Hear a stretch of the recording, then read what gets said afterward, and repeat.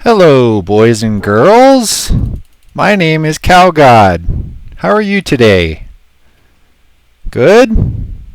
Good. I'm a cow. I'm standing on two hooves.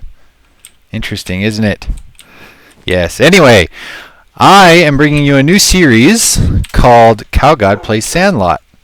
And what is the Sandlot, you might ask? Well, it's a multiplayer server that's kid-friendly, and it is one of the best servers that I have ever played on. I am a moderator on the server, and I have spent many months, in fact just over a year now, on the server. I've been an admin for maybe half that time, maybe a little less, a third of that time or something like that. Anyway, I am going to be bringing you a series of videos on all things Sandlot. So the way Sandlot works is there's all different kinds of servers. There's an easy survival server, a semi-vanilla survival server, parkour, skyblock, tons of other goodies. But I'm going to be starting out this series in the easy server because this is the first one I played on, and it's kind of my favorite one, I would say. So I've spent more time on this server than all the other ones combined, pretty much. So anyway, one of the questions I get as a moderator and a helper of the server is, how do I get started in easy? Because it's not straight up survival. You know, there's lots of plugins that we use. There's things that don't work the same as vanilla. Things like that. And since it's a family-friendly server, you know, things are made much easier for the kids on the easy survival server. So I'm going to get you started with a couple of those things today. So starting out, what I'm in right now is the spawn house at the easy spawn area. And you can always come back here any time from anywhere in the world, and you can teleport back here. And there is a sign here that will take you back to the lobby, and the lobby is the main area where you can connect to all the different servers that we have available on Sandlot. There's a couple signs here that tell you can type /rules to get a list of rules. There's claim blocks you can buy that we'll talk about later. So there's all kinds of stuff. So I'm just going to kind of go over the basics right now of the things that people have the most questions with. So the first one is, well, where do I get food? Where do I get wood?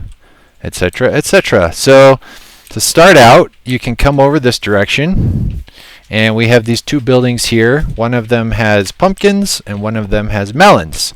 And all you have to do is push this button, and you should get a couple pumpkins. It doesn't work 100% of the time, but most of the time. You can stand here and get some pumpkins and get seeds and plant your own to get more pumpkins. Same goes for melons. Come over here and you push this button and you'll get a little bit of food to start out with. So that's food. And then the other thing is wood. So if you come a little bit past the melon farms here, all these trees in this area here can be cut down by anybody. A lot of this area, like you can't harvest the blocks, but you can harvest all the wood in this area. And you'll notice lots of floating trees here, which gets on my nerves a little bit, but we won't go there tonight. So anyway, that's a good place to start out and get some wood, so you can start making tools and crafting benches and all that good stuff. Here's the spawn house again, and I just wanted to tell you once again, if you type /spawn and push enter, it will always take you back to that spawn house. And there's like a 2-minute cooldown on that, so anytime you issue a command to teleport, it'll be 2 minutes before you can teleport again. So next thing I wanted to talk to you about is the economy on the easy server. So we have a money-based economy here, and these, this is the job hall where I am, and these are all the different jobs you can get. So there's a woodcutter, there's a miner, builder, digger, farmer, hunter, fisherman, weaponsmith, brewer, and enchanter. You can have 2 jobs at a time, and if you notice my chat, you'll see Princess Polite here has 2 jobs. She has a woodcutter and a farmer job, and both of those are novice.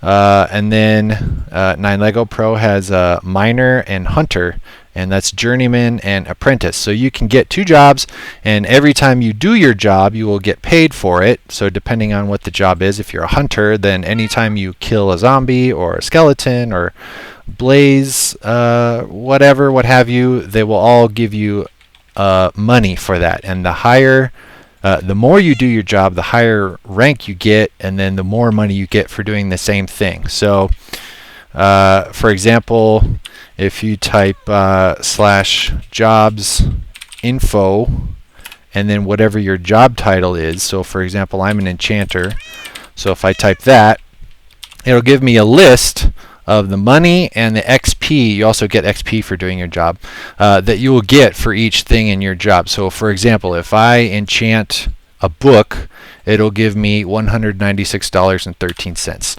And if you type /BAL, or you could also type money or the full balance, then it will tell you how much money you have. Now, of course, I have a lot because I've been on the easy server for a very long time. And I believe that when you start out on the easy server, you get $100 to start. So if there's no melons, or if they don't grow back fast enough for you to have enough food, what you can do is you can come over here to the shopping mall. And as you play more and more on the easy server, you will become very familiar with the mall. Or at least I am, because I come here all the time to buy all kinds of things. That's way easier than going out and mining it. Not that that's not fun, but when I am doing a large project and I need lots of materials quickly, this is a great way to do it. So it's broken up into different areas, so like kits and tools. So you can right-click this sign, and then here's a list of everything you can purchase and what it costs. So you can get a stone shovel for $3.50. Diamond pickaxe for $1,502.50, etc., etc. And you can get name tags, which is great because those are pretty rare in vanilla Minecraft, and so all kinds of things like that. So there's a materials section, there's combat section. This is where all the weapons and armor is, bow and arrow, and then over here is the food section. So if you need food, this is the place to go.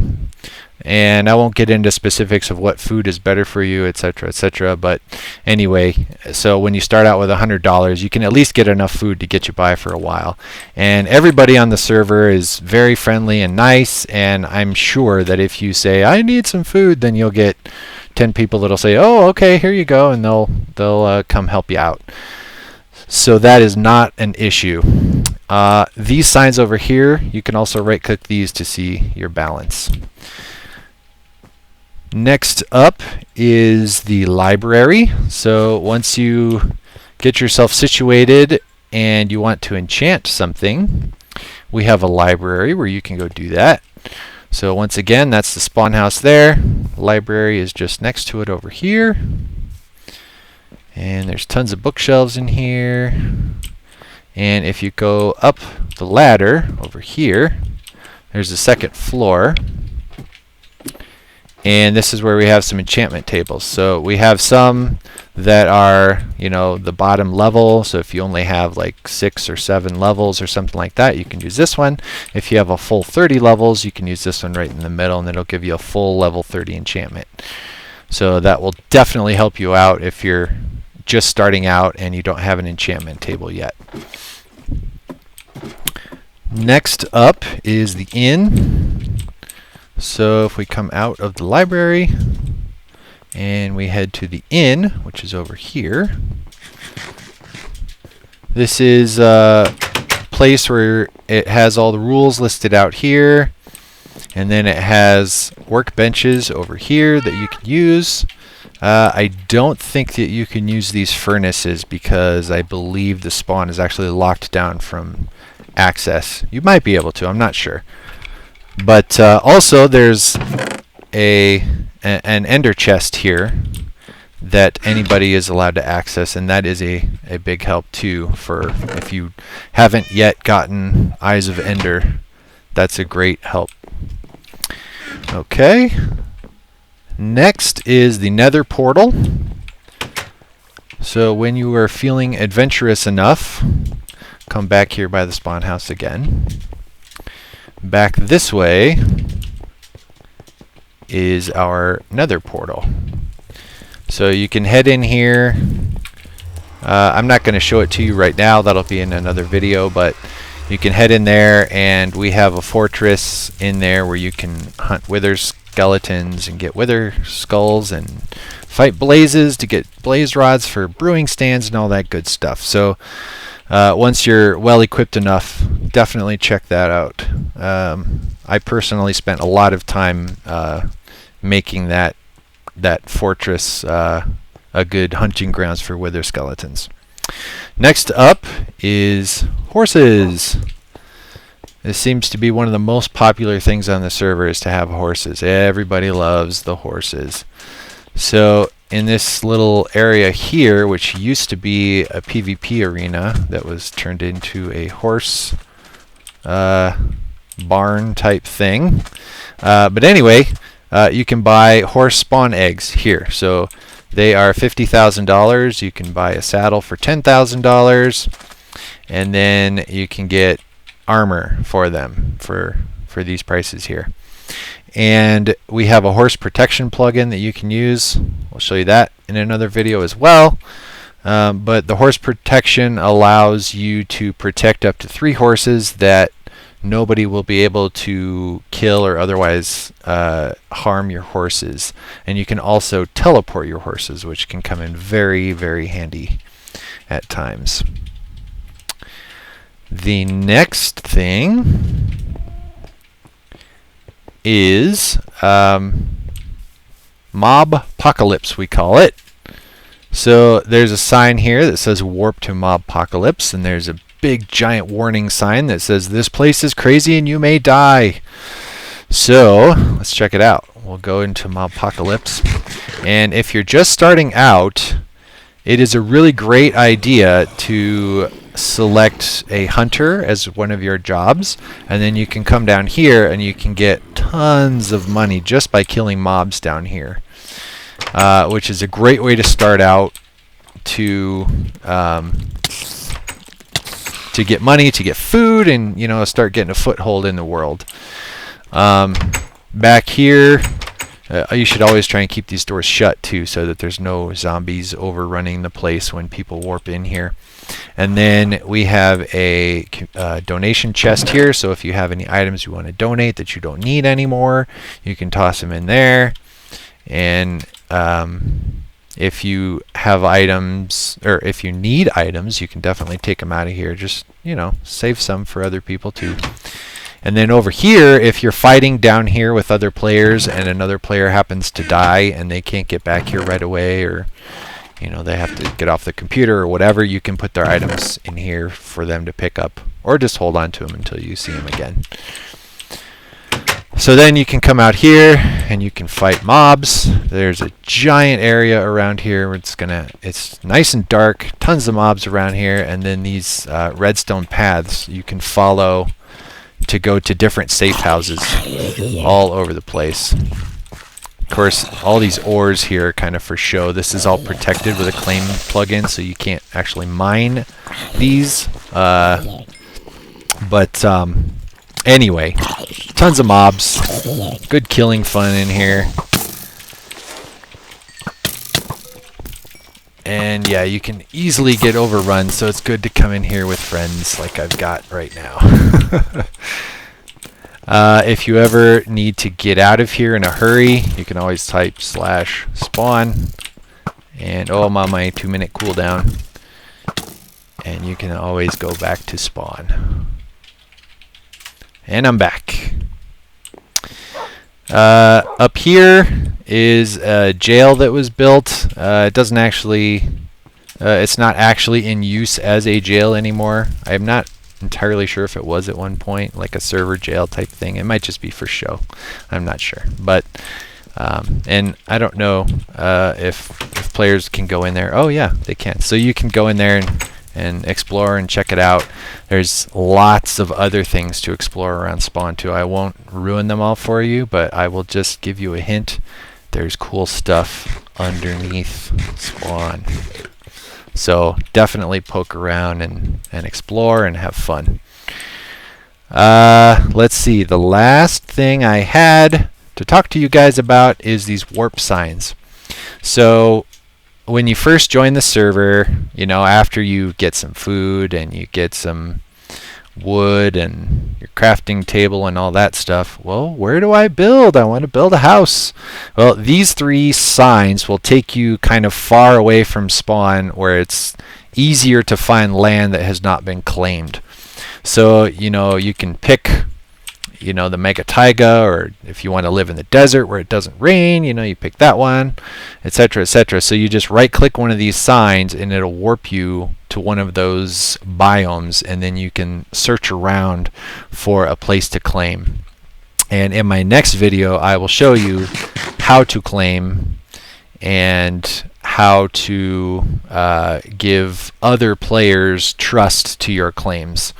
Because it's a little involved to new players. So that will definitely be something we'll cover. So that's kind of a good introduction to the easy survival server on Sandlot. So I hope you guys enjoyed this video. I hope it was helpful to you. And if you could, please just leave comments if there were, you know, things that you want answered that I missed, or if you just liked it. I would love to hear your feedback. And I hope that this will become a great series for you guys to watch. So thank you everybody for watching, and I will see you again next time. Bye.